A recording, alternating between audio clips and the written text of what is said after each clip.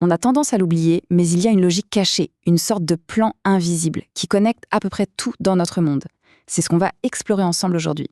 Que ce soit les réseaux sociaux, la logistique, au fond, tout ça, c'est juste une histoire de points et de lignes. Pour que ce soit bien concret, partons d'une une question vitale. Imaginez une urgence médicale. Là, chaque seconde compte, n'est-ce pas? Alors, comment faire un GPS ou n'importe quelle application de cartographie pour décider en une fraction de seconde du meilleur chemin à prendre? Et ce n'est pas juste une hypothèse. La situation qu'on va examiner est bien réelle. On est à Yaoundé, au Cameroun. Une femme enceinte doit aller de chez elle à l'hôpital. Et là, l'enjeu, ce n'est pas tant de trouver le trajet le plus court en kilomètres, mais bien le plus rapide, le plus court en temps. Alors, pour s'attaquer à ce genre de problème, il faut complètement changer de point de vue. Oubliez la carte routière avec ses rues, ses bâtiments. Les mathématiciens, eux, voient autre chose. Ils voient une structure, une sorte de puzzle à résoudre. Et voilà la première étape de cette transformation. On prend la carte de Yaoundé et on la simplifie à l'extrême. Les carrefours, pouf, ça devient des points. Les routes qui les relient, des lignes. Et sur chaque ligne, on colle une étiquette, une valeur. C'est ce qu'on appelle un poids. Et dans notre cas, ce poids, c'est tout simplement le temps de trajet en minutes. Et voilà, on y est. Ce qu'on regarde là, ce schéma simplifié, ça porte un nom. C'est un graphe. C'est vraiment l'outil de base de toute cette discipline. Les points, on les appelle des sommets, les lignes qui les relient, des arêtes. Ça a l'air tout bête, mais c'est d'une puissance incroyable.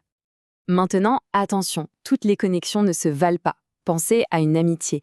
Normalement, c'est réciproque, ça va dans les deux sens. C'est un lien à double sens. Par contre, si on suit quelqu'un sur un réseau social, eh bien, c'est souvent à sens unique. La personne ne nous suit pas forcément en retour. Et cette petite différence, elle est super importante. Dans le premier cas, on parle de graphe non orienté. Dans le second, de graphe orienté. Une autre idée toute simple, mais très utile, c'est ce qu'on appelle le degré d'un sommet. En gros, il suffit de compter combien de lignes sont connectées à un point. C'est tout. Si on reprend notre exemple du groupe d'amis, on voit tout de suite que la personne A a 4 connexions. C'est plus que tout le monde. C'est en quelque sorte la personne la plus centrale, la plus connectée du groupe. Bon, d'accord. On a vu comment trouver son chemin. Maintenant, changeons de problème. Imaginons qu'on ne cherche pas le chemin le plus court dans un réseau qui existe déjà, mais qu'on doive construire ce réseau.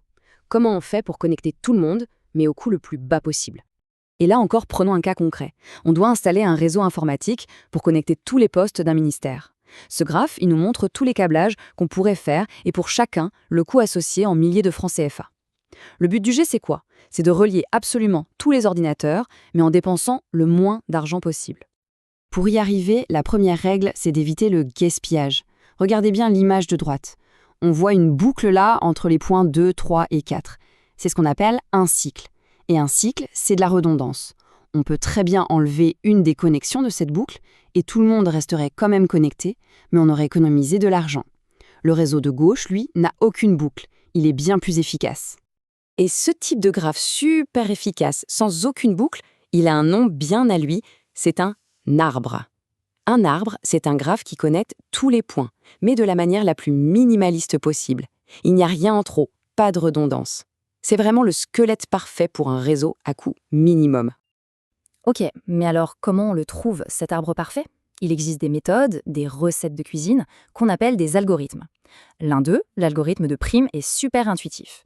L'idée est simple, on prend la connexion la moins chère de tout le réseau pour commencer, ensuite on regarde toutes les connexions qui partent de ce qu'on a déjà construit et on choisit la moins chère, à condition qu'elle ne crée pas de boucle. Et on répète, jusqu'à ce que tout soit connecté.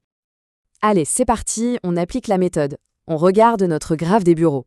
Quelle est la connexion la moins chère de toutes? C'est celle-là, entre les bureaux J et G. Elle ne coûte que 2. Parfait, c'est notre point de départ. Et maintenant, on continue. On cherche le lien, le moins cher, qui se connecte soit à J, soit à G. Et on l'ajoute. Puis, on recommence à partir de notre réseau qui grandit. Et petit à petit, comme on le voit avec ces lignes jaunes, le réseau se construit, pièce par pièce. On suit toujours cette règle toute simple, prends le moins cher, mais ne crée pas de boucle. Et voilà le résultat final. Une fois qu'on a connecté les 14 ordinateurs en suivant cette méthode, on fait la somme de tous les coûts des liens qu'on a choisis. Et on tombe sur 55. Comme les coûts étaient en milliers, ça nous fait un total de 55 000 francs CFA. C'est la solution la moins chère possible. On ne peut pas faire mieux. Ok, parfait. On vient de résoudre un problème de construction de réseau, un problème d'optimisation. Mais souvenez-vous de notre question du début, l'urgence à Yaoundé. On y retourne. Parce que là, le problème est différent. On ne construit rien. Le réseau, les routes, il existe déjà. On veut juste trouver le chemin le plus rapide à l'intérieur. On est donc de retour à Yaoundé avec notre carte simplifiée. Le point de départ, c'est le point E pour le quartier d'Etoukbé, et la destination, c'est le point H pour l'hôpital.